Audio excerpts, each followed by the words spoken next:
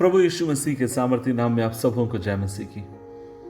आज के मनन का भाग जो हमने लिया आपको मुझे मिलता है भजन संहिता 34 उसकी 7 आयत, सैम 34:7 लिखा है, यहोवा के डरवैयों के चारों ओर उसका दूत छावनी किए हुए उनको बचाता है।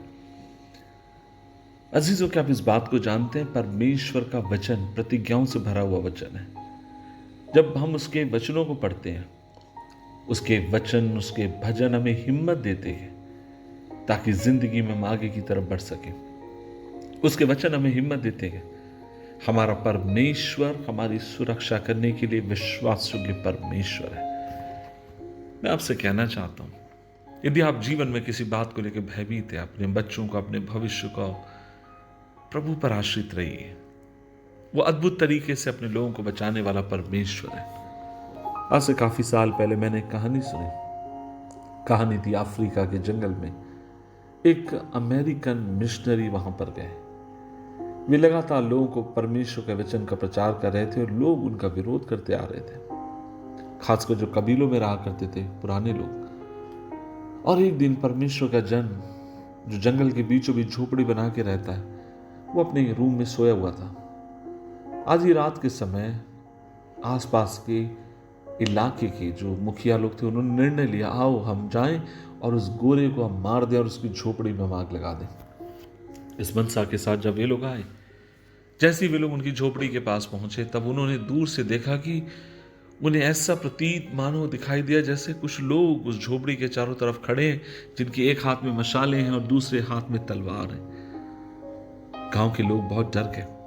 इन्हें लगा जैसे गोरा मिशनरी अपने साथ एक बड़ी फौज को लेकर आया है, और वे डर कर अपने घर चले गए। अगले दिन जब सवेरे भोर हुई, ये लोग मिलने के लिए वहां पर आते हैं उस मिशनरी से, और ये लोग उनके घरों में जाकर कुछ ताकने लगे, ढूंढने लगे। और मिशनरी ने पूछा, आप क्या देख रहे हो? तब उन्होंने कहा, हम कल रात को आपको मारने के लिए आए और हमने देखा आपके घर के चारों तरफ कुछ लोग थे जिनके एक हाथ में तलवार थी, एक हाथ में मशाले लिए हुए, और हम आपको मारने आए, लेकिन हम उन्हें देखकर घबरा कर चले गए। मिशनरी को भी ये बात बड़ी अजीब से लगी। कुछ महीनों के बाद वे अमेरिका गए और एक दिन अपने चर्च में खड़े होकर इस बात की गवाही दे रहे थे।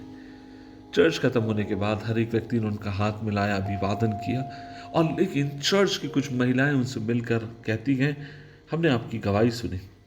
और तब उन महिलाओं ने पूछा, क्या आप हमें बता सकते हैं जब आपके साथ ये बात हुई उस समय कितने बज रहे होंगे?